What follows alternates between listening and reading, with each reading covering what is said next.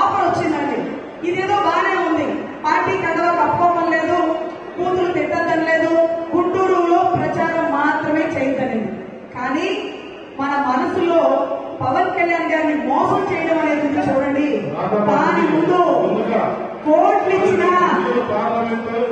గుంటూరు వెస్ట్కి విచ్చేసినందుకు వారికి కృతజ్ఞతలు.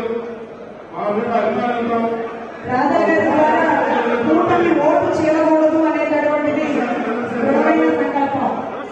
నల్లా మాధవ్ గారి గెలుపు కోసం మీరు వచ్చి వారి కోసం నిలబడినందుకు రాధా గారికి హృదయపూర్వక కృతజ్ఞతలు.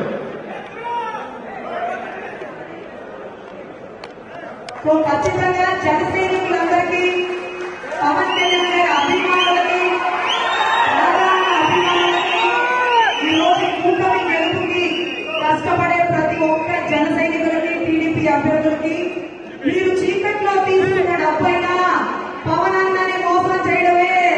పవన్ అన్న ఆదర్శాలకి కట్టుబడి ఉండే ఏ కాపు సోదరుడు, ఏ కాపు సోదరి ఎక్కడా కూడా ఆర్థిక ప్రలోభాలకి లొంగకుండా ఈ ఎలక్షన్ ఒకే తాటి మీద గెలిపించాలని మనస్ఫూర్తిగా కోరుకుంటూ, జై జనసేన, జై జనసేన, జై టీడీపీ, జై బీజేపీ.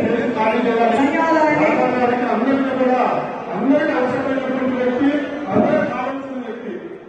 అందరూ కూడా స్టేజీ ఖాళీ చేయాలి.